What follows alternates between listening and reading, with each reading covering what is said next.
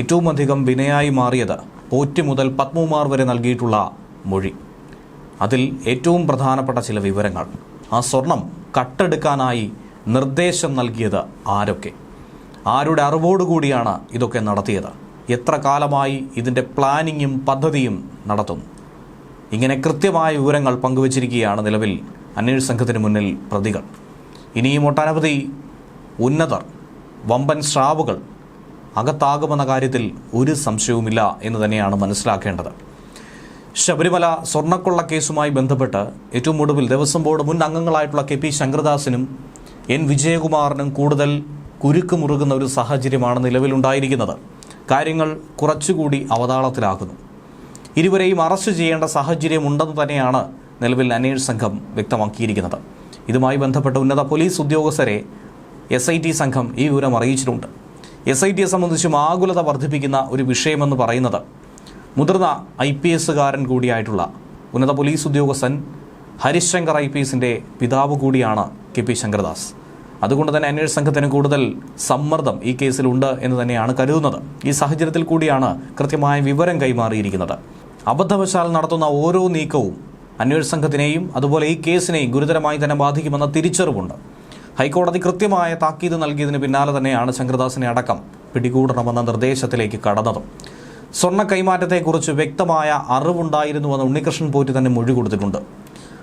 താൻ ഒറ്റയ്ക്ക് ഒരിക്കലും ശബരിമലയിൽ നിന്നും ഇങ്ങനെ ഒരു കൊള്ള നടത്താൻ കഴിയില്ല, തനിക്ക് എല്ലാവിധ പിന്തുണയും നൽകിയ നിരവധി ആളുകൾ പുറത്തുണ്ട്, അതുകൊണ്ട് ആ കൂട്ടുത്തരവാദിത്തത്തിൽ നിന്നും ആർക്കും തന്നെ രക്ഷയില്ലെന്ന് അന്വേഷണ സംഘം നിലപാട് സ്വീകരിച്ചു.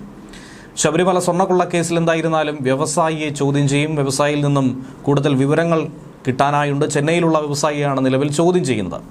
ഇയാളുടെ പക്കൽ നിർണായകമായ പല വിവരങ്ങളും ഉണ്ടാകും.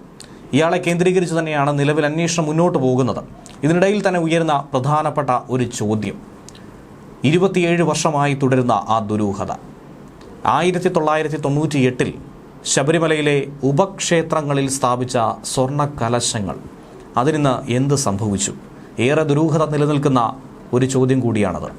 കന്നിമൂല ഗണപതി ക്ഷേത്രം, മാളികപ്പുറം നാഗരാജ ക്ഷേത്രം എന്നിവിടങ്ങളിലെ ഈ കലശങ്ങളുടെ തിരോധാനം, അതാണ് അന്വേഷണം ഊർജിതമാകുമ്പോൾ ഇപ്പോൾ ചർച്ചാ വിഷയമായി മാറുന്നത്. പിടിയിലായ പ്രതികൾക്കിടയിലെ നാളുകൾ നീണ്ട ഈ ബന്ധം, ഈ കൊള്ള, ഈ കണ്ട സ്വർണ്ണപ്പാളികളും ചെമ്പ് തകിടുകളിലും മാത്രം ഒതുങ്ങി നിൽക്കുന്നതല്ല. ഇതല്ലാതെ വലിയൊരു കൊള്ള ശബരിമലയിൽ നടന്നിട്ടുണ്ട്, മറ്റ് ക്ഷേത്രങ്ങളിലും നടക്കാൻ സാധ്യതയുണ്ടെന്നുള്ള വിവരമാണ് പുറത്തു വരുന്നത്. സ്മാർട്ട് ക്രിയേഷൻസ് മേധാവി പങ്കജ് ഭണ്ഡാരിയും ബെല്ലാരിയിലെ ജ്വല്ലറി ഉടമയായിട്ടുള്ള ഗോവർദ്ധനും ഉണ്ണികൃഷ്ണൻ പോറ്റിയുമായി വർഷങ്ങൾ നീണ്ട ബന്ധമായിരുന്നു പുലർത്തിപ്പോരുന്നത്. അവർ തമ്മിലുള്ള അടുത്ത ബന്ധം ഇപ്പോൾ പുറത്തു വന്നപ്പോൾ സ്വർണ്ണക്കൊള്ള ലക്ഷ്യമിട്ട് തന്നെ ഇവർ പദ്ധതിയിട്ടത് 1-2 വർഷം കൊണ്ടല്ല, 10-15 വർഷത്തിലധികമായിട്ടുള്ള ലക്ഷ്യമായിരുന്നു എന്ന് വേണം മനസ്സിലാക്കാൻ. 2009 മുതൽ തന്നെ ഈ സ്വർണ്ണക്കൊള്ളയ്ക്ക് വേണ്ടിയുള്ള ഗൂഢാലോചനകൾ ഇവർ 3 പേരും തുടങ്ങിയിരുന്നു. ഈ സംശയം കൂടുതൽ ബലപ്പെടുന്നുണ്ട്. പങ്കജ് ഭണ്ഡാരിയും ഗോവർദ്ധനും തമ്മിൽ 20 വർഷത്തിനടുത്തോളമായി ബിസിനസ് ബന്ധം നിലനിൽക്കുന്നുണ്ട്. അതുപോലെ തന്നെ 10-16 വർഷത്തോളമുള്ള ബന്ധം പോറ്റിക്ക് ഇവരുമായിട്ടുണ്ട്.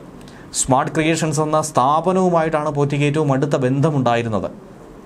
സ്വർണ്ണക്കൊള്ളയിൽ പങ്കജ് ഭണ്ഡാരിക്കും ഗോവർദ്ധനും നേരിട്ട് പങ്കുണ്ടെന്ന് ഉണ്ണികൃഷ്ണൻ പോറ്റി തന്നെ ഏറ്റവും അവസാനം വെളിപ്പെടുത്തിയിട്ടുണ്ട്. റിമാൻഡ് റിപ്പോർട്ടിൽ അന്വേഷണ സംഘം അത് കൃത്യമായി എടുത്തു പറയുന്നുണ്ട്. അതുകൂടാതെ തനിക്കൊപ്പം നിന്ന ശബരിമലയിലെ ഉദ്യോഗസ്ഥരെയും പെടുത്തി എന്ന് സാരം. സ്വർണ്ണപ്പാളികൾ നൽകാനുള്ള നീക്കം പത്മകുമാർ തനിച്ചെടുത്ത തീരുമാനമല്ല, മറിച്ച് മറ്റുള്ളവർ കൂടി ഉൾപ്പെട്ട ദേവസ്വം ബോർഡിൻ്റേതായിരുന്നുവെന്നാണ് പോറ്റി പറയുന്നത്.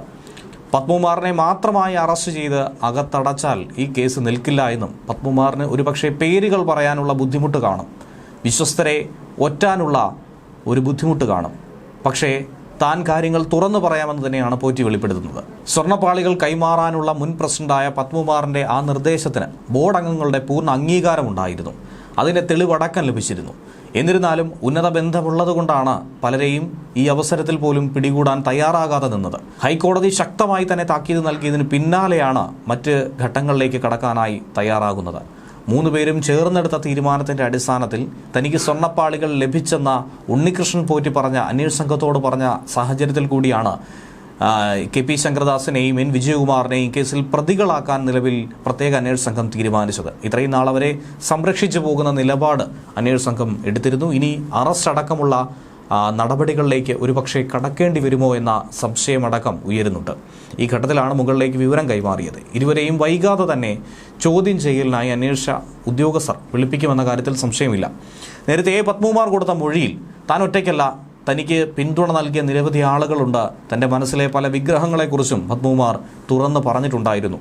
ദേവസ്വം ബോർഡിൻ്റെ കൂട്ടുത്തരവാദിത്തമെന്നല്ലാതെ ഓരോരുത്തരുടെയും പേരെടുത്ത് പറയാൻ പത്മകുമാർ തയ്യാറായിരുന്നില്ല. പക്ഷേ ഇപ്പോൾ അത് തുറന്നു പറയേണ്ട ഒരു സാഹചര്യമായിരിക്കുന്നു. ഈ കേസിൽ തന്നെ ഏറ്റവും നിർണായകമായൊരു വിഷയമെന്ന് പറയുന്നത്, കേസിൽ ഒരു വഴിത്തിരിവായി മാറിയത്, ടേണിംഗ് പോയിന്റ് എന്ന് നമുക്ക് പറയാൻ സാധിക്കുന്ന വിഷയം പത്മകുമാറിൻ്റെ അറസ്റ്റ് തന്നെയായിരുന്നു. അറസ്റ്റിന് പിന്നാലെ നടത്തിയ വെളിപ്പെടുത്തലുകൾ തന്നെയായിരുന്നു. ഉണ്ണികൃഷ്ണൻ പോറ്റിക്ക് സ്വർണ്ണപ്പാളികൾ കൊടുക്കാൻ തീരുമാനിച്ച ബോർഡ് യോഗത്തിന്റെ മിനിറ്റ്സിൽ പത്മകുമാർ മാത്രമല്ല ഒപ്പിട്ടിരിക്കുന്നത്. അതുകൊണ്ട് തന്നെയാണ് വിജയകുമാറും ശങ്കരദാസും ഇതിൽ പ്രതികളാണെന്ന് നിലവിൽ കോടതി സംശയിക്കുന്നത്. അന്വേഷണ സംഘത്തെ കൊണ്ട് നിർബന്ധമായി കേസിൽ പ്രതി ചേർപ്പിച്ചത്. കേസിലെ മറ്റു പ്രതികളായിട്ടുള്ള പങ്കജ് ഭണ്ഡാരിയെയും ഗോവർദ്ധനെയും കസ്റ്റഡിയിൽ വാങ്ങാൻ അന്വേഷണ സംഘം നിലവിൽ അപേക്ഷ സമർപ്പിക്കാൻ തീരുമാനിച്ചിരിക്കുകയാണ്. ഗോവർദ്ധൻ ദേവസ്വം ബോർഡിന് 10 ലക്ഷം രൂപ നൽകിയെന്ന് അന്വേഷണത്തിൽ കണ്ടെത്തിയിട്ടുണ്ട്. സ്വർണം വാങ്ങിയതിലുള്ള കുറ്റബോധം കാരണം ഉണ്ണികൃഷ്ണൻ പോറ്റിയുടെ നിർദ്ദേശാനുസരണം ശബരിമലയിൽ അന്നദാനം നടത്താൻ വേണ്ടിയാണ് ഈ തുക നൽകിയത്.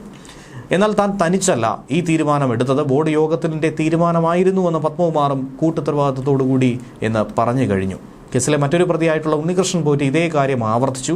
അങ്ങനെ മറ്റു നിവൃത്തിയില്ലാതെ പ്രതിപട്ടികയിലേക്ക് ഉൾപ്പെടുത്തുകയായിരുന്നു. സ്വർണ്ണ കൈമാറ്റത്തെക്കുറിച്ച്, ഈ കൊള്ളയെക്കുറിച്ച് ബോർഡ് അംഗങ്ങൾക്ക് കൃത്യമായ അറിവുണ്ടായിരുന്നു. നേരത്തെ തന്നെ അതിനെക്കുറിച്ചുള്ളൊരു ധാരണയുണ്ടായിരുന്നു. അതിൻ്റെ അടിസ്ഥാനത്തിലാണ് ഇവരെ ചോദ്യം ചെയ്യാനായി വിളിപ്പിക്കുന്നത്. ചോദ്യം ചെയ്യാൻ ഇതുവരെ വിളിപ്പിച്ചവരുടെ അവസ്ഥ എന്താണെന്ന് നമുക്കറിയാം. വിശദമായി ചോദ്യം ചെയ്ത് പിന്നാലെ അറസ്റ്റ് രേഖപ്പെടുത്തും. ഇതേ ഭയം തന്നെയായിരിക്കും KP ശങ്കരദാസിനും അതുപോലെ തന്നെ വിജയകുമാറിനും ഉള്ളത്. പത്മകുമാറിന് പിന്നാലെ ബോർഡിലെ മറ്റു ഉന്നതരും അങ്ങനെ നിയമ നടപടി നേരിടേണ്ട സാഹചര്യം, അറസ്റ്റ് ഭരിക്കേണ്ട ഒരു ഘട്ടത്തിലൂടെ തന്നെയാണ് കടന്നു പോകുന്നത്. ശബരിമലയിലെ സ്വർണ്ണപ്പാളികൾ കടത്തിയ കേസിലെ ഗൂഢാലോചനയിൽ ചെന്നൈയിലുള്ള പ്രമുഖ വ്യവസായിയെ പ്രതി ചേർക്കും എന്നുകൂടി നേരത്തെ സൂചന ലഭിച്ചിട്ടുണ്ടായിരുന്നു. അദ്ദേഹത്തിലേക്ക് അന്വേഷണം നീളുന്നതായിട്ടുള്ള വിവരവും കിട്ടിയിരുന്നു. കാരണം ഇപ്പോൾ രേഖപ്പെടുത്തിയിട്ടുള്ള മൊഴികളുടെയും സാമ്പത്തിക ഇടപാടുകളുടെയും അടിസ്ഥാനത്തിൽ കൂടിയാണ് SIT ചെന്നൈയിലേക്ക് കൂടി അന്വേഷണം വ്യാപിപ്പിക്കുന്നത്. സ്വർണ്ണക്കടത്തുമായി ബന്ധപ്പെട്ട സാമ്പത്തിക സഹായമോ അതല്ലെങ്കിൽ കടത്തിയ സ്വർണത്തിൻ്റെ വിനിയോഗമോ ഈ വ്യവസായി ബന്ധപ്പെടുത്തുന്ന രീതിയിലേക്ക് കാര്യങ്ങൾ എത്തുന്നു.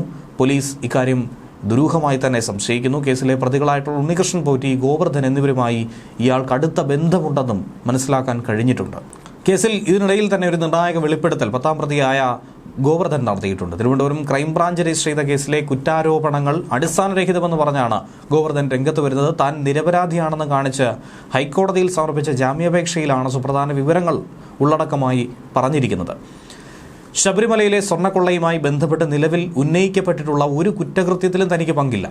ശ്രീകോവിൽ വാതിലിന്റെ ഫ്രെയിമുകളുമായി ബന്ധപ്പെട്ട ഒരു നടപടിക്രമങ്ങളിലും താൻ ഭാഗമായിരുന്നില്ലെന്നും പറയുന്നു. ഗോവർദ്ധൻ തെളിവുകളടക്കമാണ് ഹൈക്കോടതിയിൽ സമർപ്പിച്ചത്. അതോടെ അന്വേഷണം മറ്റു തലങ്ങളിലേക്ക് വ്യാപിപ്പിക്കേണ്ട ഒരു സാഹചര്യം ഉണ്ടായിരിക്കുന്നു.